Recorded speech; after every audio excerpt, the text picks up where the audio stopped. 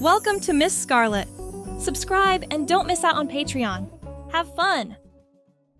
As sunlight filtered through the Saturday stillness of their shared apartment, Lila's apprehension grew. The mystery of the vanishing dresses had plagued her for weeks, evolving from an annoyance to an unsettling enigma. It all began innocuously, with misplacements in the cluttered closet or forgetful laundry days. However, the moment her prized pink satin dress, a 30th birthday indulgence, joined the list of lost garments, Lila's anxiety transformed into suspicion. For 3 idyllic years, Lila and her brother Bennett had enjoyed their mutually beneficial living arrangement, pooling resources after their respective singlehood and parental loss. Their cohabitation was always harmonious, respecting each other's space and boundaries. That is, until dresses started to go missing. Now, Lila found herself hesitantly positioned outside Bennett's bedroom, her intuition urging her to seek answers to this mysterious wardrobe crisis. She wore a simple navy blouse and jeans, her auburn hair pulled back in a casual ponytail. She knocked twice, firmly. "Bennett, can we talk?" No answer. She frowned, trying again. "Bennett, I know you're in there. I need to ask you something." Silence. Then a muffled response. "Now's not a good time." Something in his voice sounded strange. Strained, higher pitched than normal. Her concern overrode politeness. "I'm coming in, okay?"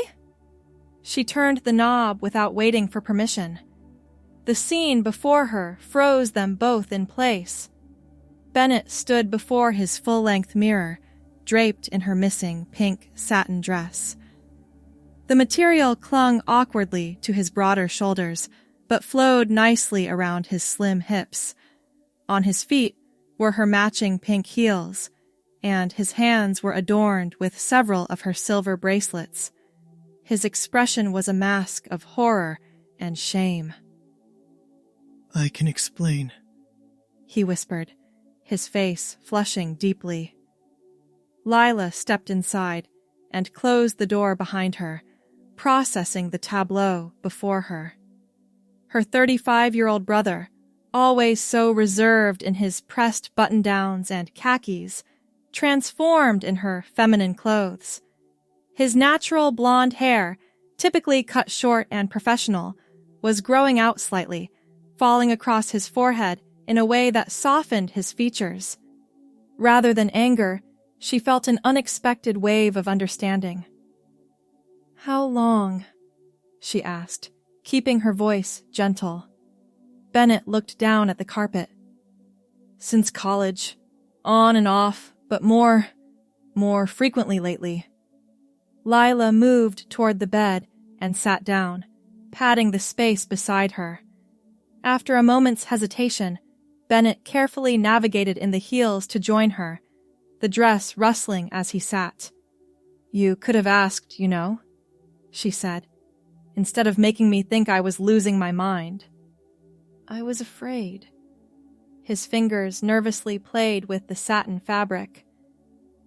"I didn't know how to explain it. I still don't. It just feels right somehow." "Does the dress feel good?" He nodded, a small smile playing at his lips. "The fabric is amazing. Everything women wear is so much more interesting. The textures, the colors. Men's clothes are so boring, so restrictive." Lila studied her brother's face, seeing vulnerability and relief mingling there. "The dress doesn't fit you properly," she observed. "The shoulders are all wrong, and the waist isn't hitting in the right place." Bennett's face fell. "I know. I look ridiculous." "I didn't say that." She reached over and adjusted the strap on his shoulder. "I said it doesn't fit. That's fixable. With the right size and cut, you'd look stunning." His eyes widened. "You're not Disgusted?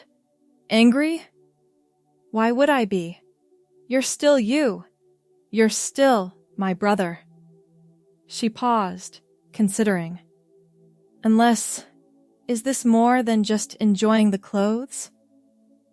Bennett was quiet for a long moment, considering his words carefully. I don't know yet. All I know is when I wear these clothes, I feel more myself than I ever have in dress shirts and slacks.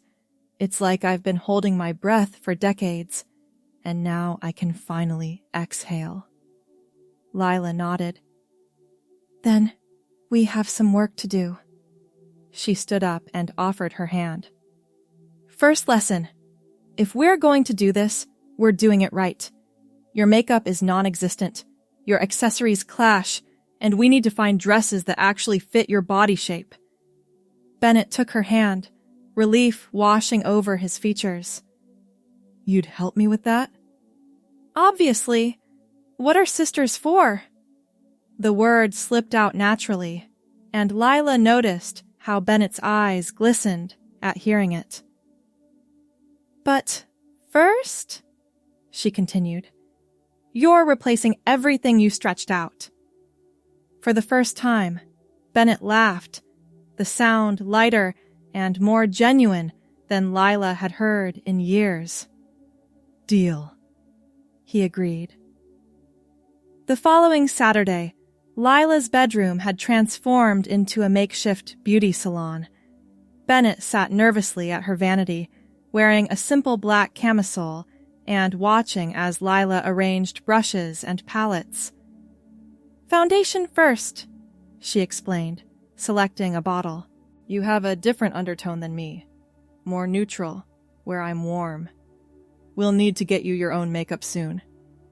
I wouldn't even know where to start, Bennett admitted, watching her work in the mirror. Lila applied the foundation carefully, covering the hint of stubble that remained despite Bennett's morning shave. That's why I'm here. Now, close your eyes. As she worked, she talked him through each step, concealer, powder, contouring to soften his jaw and accentuate his cheekbones. Bennett remained perfectly still, listening intently. Your eyelids are actually perfect for eyeshadow, she commented, blending a soft brown into his crease. You have plenty of space to work with. I've always had deep-set eyes, Bennett murmured. Mom used to say they were soulful. She was right. Lila paused, brush in hand. What do you think she would say about this? Bennett opened his eyes, considering. She always told us to be authentic. Remember when I wanted to take ballet as a kid, and Dad said no, but she signed me up anyway? She said convention was the enemy of happiness. I remember. Lila smiled, applying mascara to his naturally long lashes. She would have stolen my clothes to give to you.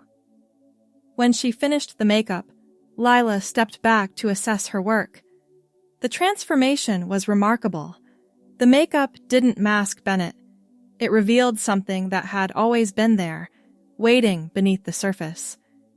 His blonde hair, now grown out a bit more, framed his face in a way that complemented the subtle cosmetics. Ready to see? Bennett nodded, and Lila turned the chair toward the mirror. The gasp was audible. Bennett leaned forward, touching his face gently, careful not to smudge the makeup. His eyes, enhanced with mascara and subtle brown shadow, looked larger, more expressive. His lips, tinted with rose gloss, softened his entire expression. That's me? His voice was barely audible. That's you, Lila confirmed. What do you think? Bennett continued studying his reflection, tilting his head slightly. I look right. For the first time ever, I look how I feel inside. Lila squeezed his shoulder. Now for the fun part. I ordered some things online. They arrived yesterday. She pulled out several garment bags from her closet and laid them on the bed. You went shopping for me? Bennett stood, moving toward the bags with reverent hands. Just some basics to start. Clothes that will actually fit you. She unzipped the first bag, revealing a dark green wrap dress with 3/4 sleeves. Wrap dresses are forgiving in the shoulders and create the illusion of a waist. The color will bring out your eyes. One by one, she revealed the items.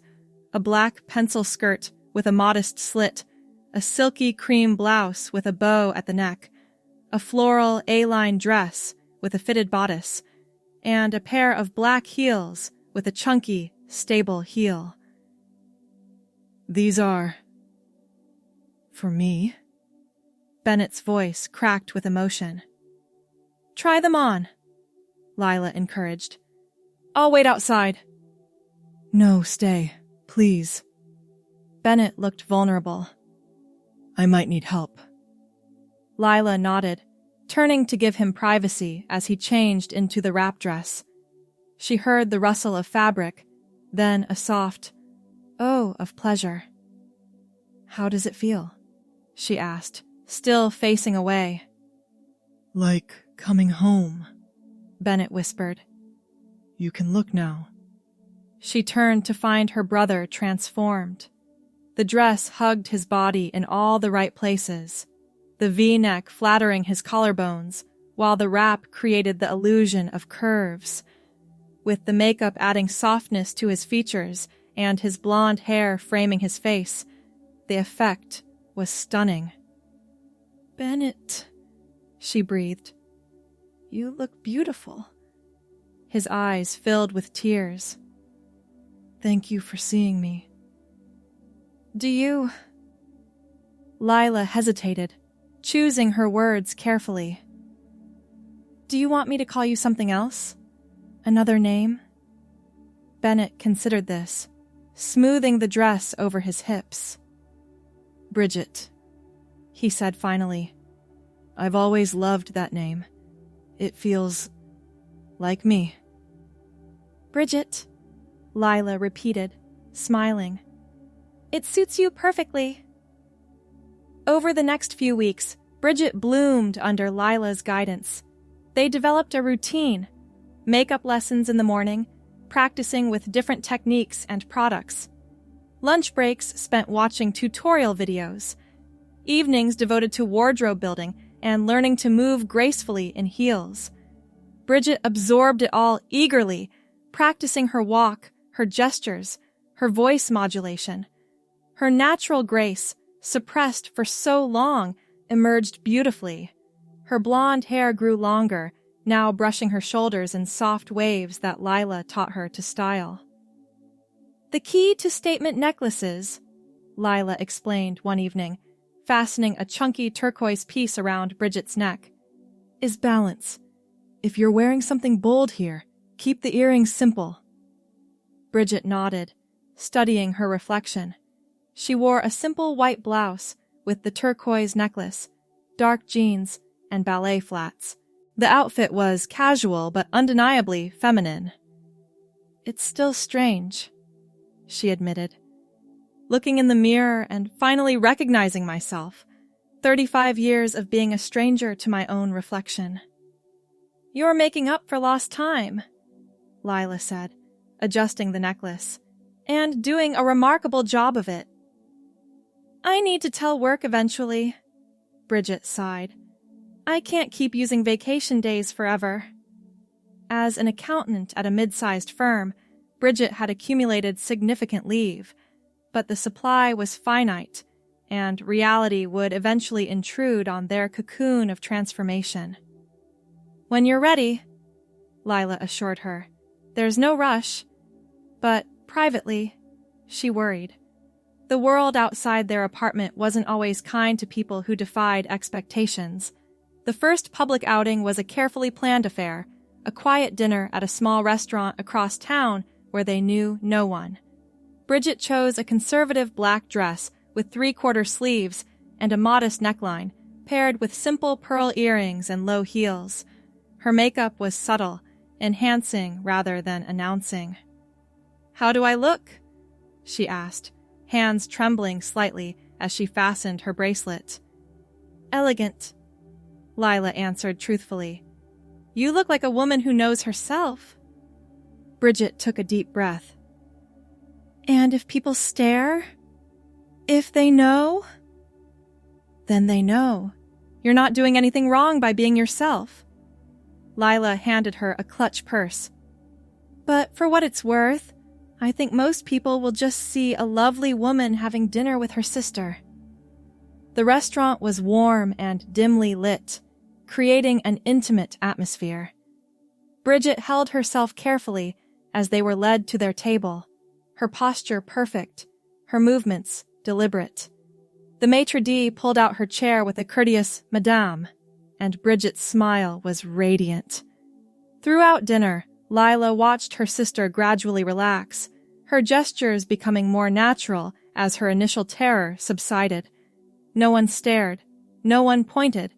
They were simply two women enjoying a meal together. "This is possible," Bridget murmured over dessert, a wonder in her voice. "A real life, as myself." "More than possible," Lila agreed. "Inevitable. You've found yourself, Bridget. There's no going back to pretending." The waiter approached with their check. "Can I get anything else for you ladies?" The word hung in the air between them. Ladies. Simple. Validating. Powerful. "No, thank you," Bridget responded, her voice soft but confident. "We're perfect." As spring bloomed into summer, so did Bridget's confidence and wardrobe. Her closet transformed from borrowed items to a carefully curated collection that expressed her emerging style. Feminine, but not frilly, elegant rather than trendy.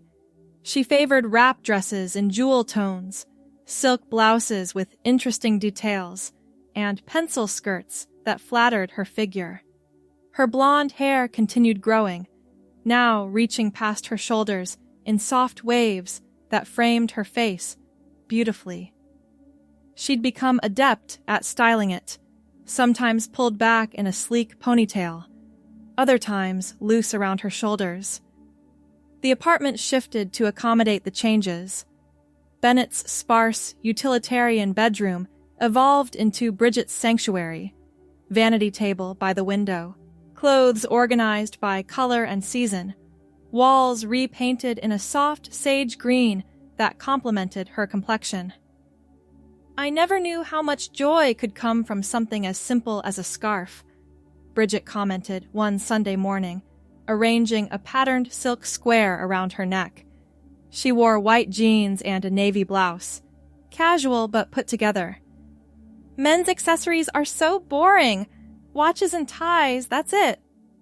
"You've certainly made up for lost time," Lila laughed, gesturing to the jewelry box overflowing with earrings and bracelets.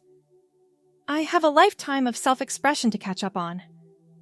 Bridget adjusted the scarf, then turned from the mirror. "I've made a decision. I'm ready to go back to work. As myself." Lila set down her coffee cup. "You're sure?" "I can't hide forever." Bridget joined her at the kitchen table. "I've spoken with HR already. They were surprisingly supportive, said they'll handle communications with the team. I start back next Monday." "That's big. Terrifying," Bridget admitted. "But necessary. I need to integrate these parts of my life. Being Bridget only at home isn't enough anymore." The morning of her first day back at work arrived with a mixture of terror and exhilaration. Bridget stood before her closet, considering options. "Not too flashy," she murmured to herself. "Professional but authentic." She settled on a burgundy wrap dress with black heels and simple gold accessories. Her makeup was polished but restrained. Foundation, mascara, a touch of blush, and muted lipstick. Her blonde hair was pulled back in a sleek low bun, Classic and unobtrusive. Lila made breakfast, watching as Bridget checked her appearance repeatedly. "You look perfect," she assured her. "Completely appropriate for an accounting firm." "What if they stare, whisper behind my back?" "They probably will at first," Lila acknowledged honestly. "People are curious, but they'll get used to you. The good ones will see past their initial surprise to the excellent accountant they've always known." Bridget nodded, squaring her shoulders. "And the others don't matter." "Exactly." At the door, they embraced tightly. "Thank you," Bridget whispered. "For everything. For seeing me before I could see myself." "Just be yourself," Lila said. "The rest will follow." That evening, Bridget returned home with pink cheeks and bright eyes. "How was it?" Lila asked anxiously. "Mixed," Bridget admitted, slipping off her heels with a sigh of relief. "Some staring, some awkward conversations. My office had been moved. They gave me more privacy, which was thoughtful. HR had sent an email to everyone, so they were prepared at least." "And your boss?" "Called me into his office first thing." Bridget grabbed a glass of water. "Said, as long as my work remains excellent, my personal choices are my business. Then he asked if I preferred different pronouns, which I honestly wasn't expecting." "That's good, right?" "Better than good. And Monica from the tax department took me to lunch. Said she admired my courage." Bridget smiled. "It wasn't all perfect. I overheard some comments in the break room, and a few people are clearly uncomfortable. But it was survivable. Better than I feared." As weeks passed, work became less of a challenge and more of a normal part of Bridget's integrated life. Her colleagues adjusted, some more quickly than others. Her competence spoke for itself, and gradually, her appearance became secondary to her professional contributions. With this hurdle cleared, Bridget turned her attention to the broader world, visiting shops in person rather than ordering online, attending a concert with Lila, joining a book club at the local library. Each new environment brought its own challenges, but each success built her confidence. "I'm thinking of dating again," she mentioned casually one evening as they prepared dinner. She wore a comfortable maxi dress in a blue floral print, her blonde hair loose around her shoulders. "It's been over a year since my last relationship, as Bennett," she added. Lila paused in chopping vegetables. "That's a big step." "I know, and complicated." Bridget stirred the pasta sauce thoughtfully. "Do I date as a transgender woman? Do I disclose immediately? Wait until there's a connection?" "What feels right to you?" "Honesty from the beginning, I think. I don't want secrets between me and potential partners." She tasted the sauce, adding a pinch of salt. "But I'm not sure where to start. My usual dating apps feel wrong now." "There are inclusive dating sites," Lila suggested. "Or groups for transgender individuals where you might meet people who understand your journey." Bridget nodded. "I'll research some options. I'm not in a rush. I'm still getting to know myself. But eventually, I'd like to share my life with someone." That night, after Lila went to bed, Bridget sat at her computer, researching dating resources for transgender women. The terminology was still new, the communities unfamiliar.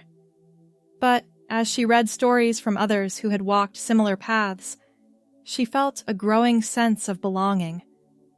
She opened her journal, a habit she'd developed during her transition, and wrote, 8 months since I became Bridget. Sometimes it feels like I've always been her, that Bennett was the costume I wore to please others. Other times, the newness overtakes me. The ways my body moves differently in these clothes, how people see me now, the expectations that come with femininity. I wonder what dating will be like as my authentic self. Will I find someone who loves me for who I am, not despite it? Will I feel the freedom to be vulnerable in ways Bennett never could? I'm scared, but ready. One more step into this life that finally feels like mine. Dating as Bridget proved both more challenging and more rewarding than she anticipated. After careful research, she created profiles on several dating apps, being upfront about her transgender identity while emphasizing her interests and personality. The responses varied. There were fetishists she quickly blocked, kind rejections, and occasionally promising connections. After several disappointing coffee dates, she met Daniel, a literature professor who shared her love of classic novels and jazz. Their first date extended from dinner to a late-night walk through the city, conversation flowing effortlessly between them. When he walked her to her door, his kiss on her cheek was respectful, his smile warm. "I'd like to see you again," he said simply. "I'd like that too," Bridget replied, feeling a flutter of possibility. They dated for 3 months. Museum visits, cooking dinner together, long conversations about books and politics. Daniel was patient with her inexperience in dating as a woman, gently guiding without pushing. When they finally became intimate, his tenderness brought tears to her eyes. "You're beautiful," he whispered, his hands tracing her body with reverence. "Every part of you." For a while, Bridget thought she might have found her person. But as fall turned to winter, subtle tensions emerged. Daniel's academic colleagues, while polite, never fully welcomed her. He declined invitations to meet her coworkers. When she suggested spending the holidays together, he hesitated. "I care about you deeply," he admitted during a difficult conversation in his apartment. He sat across from her, his expression pained. "But I'm not sure I'm strong enough for this.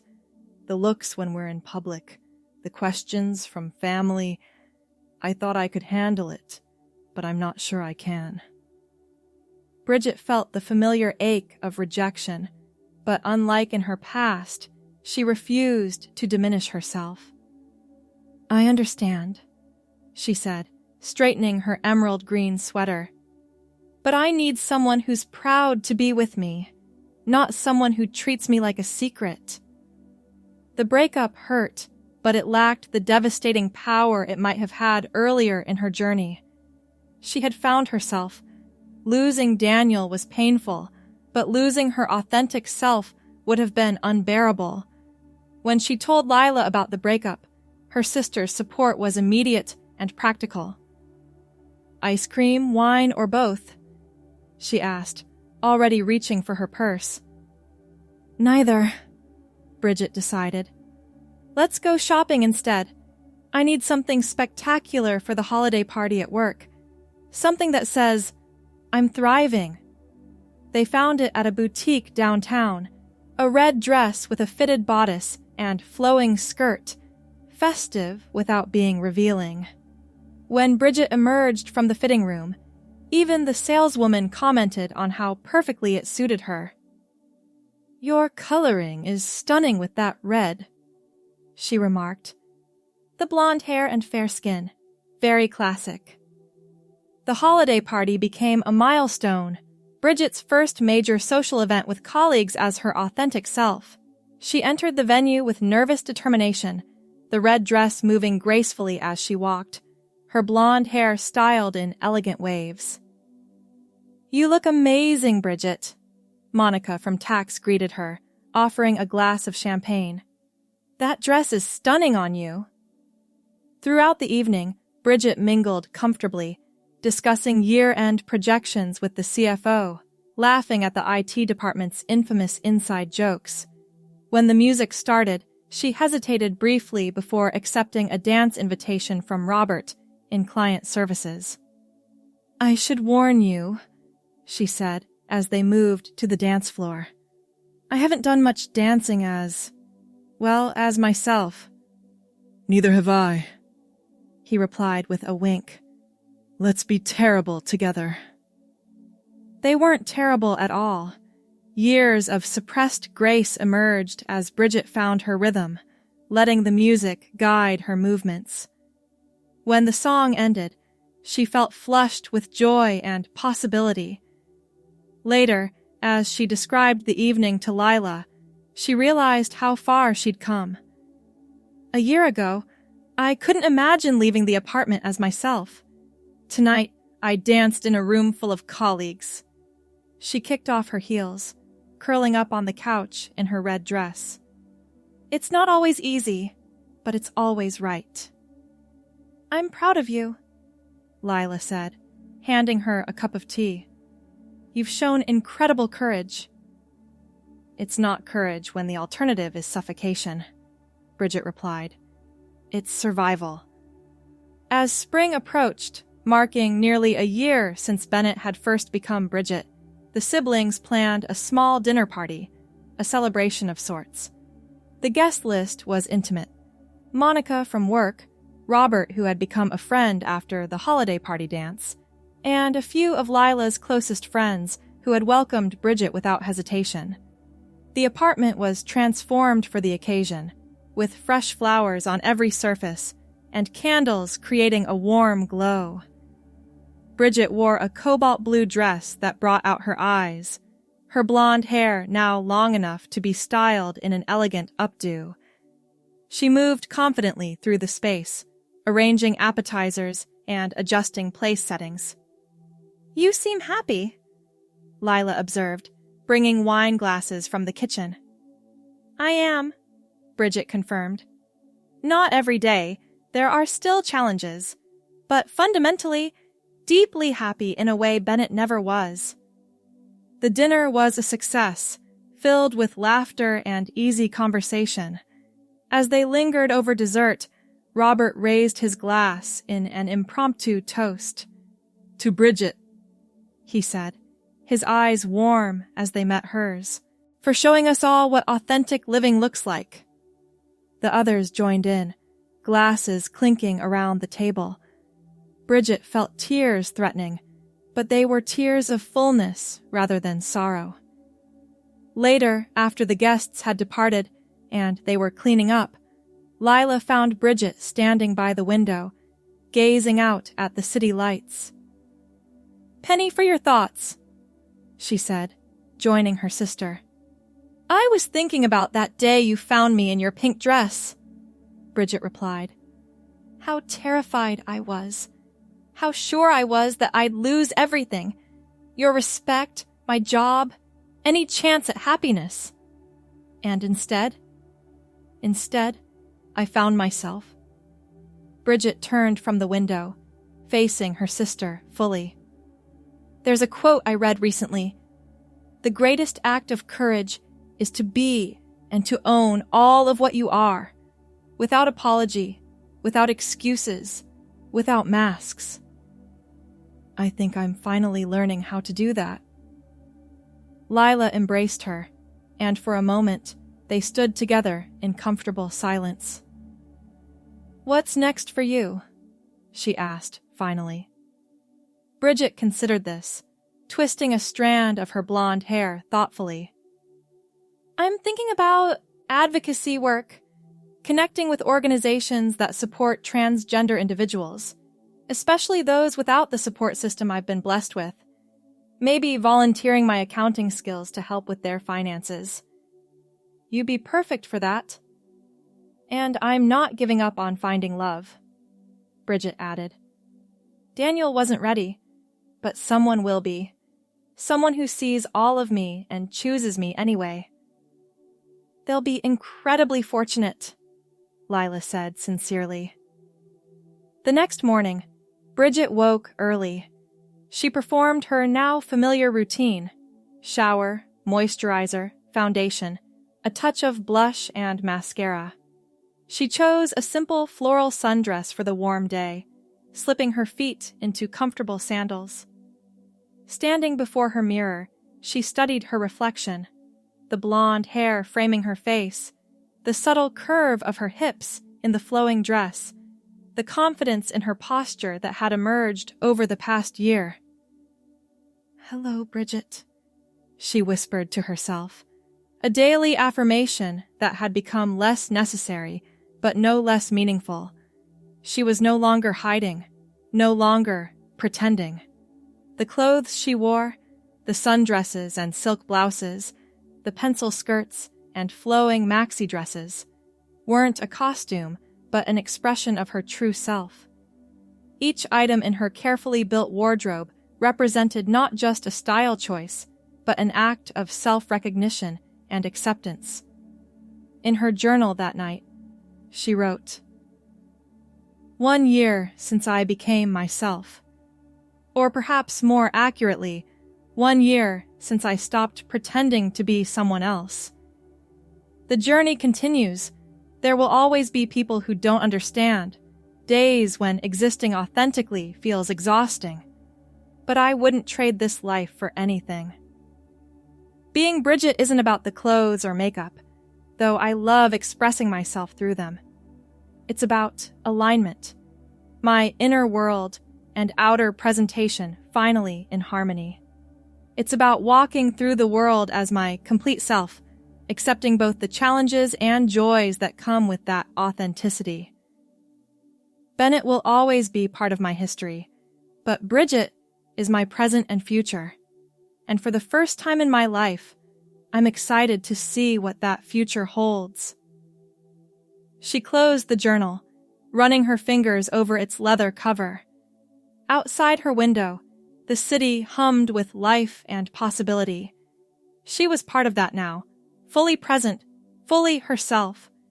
The woman in the mirror was no longer a secret, no longer a stranger.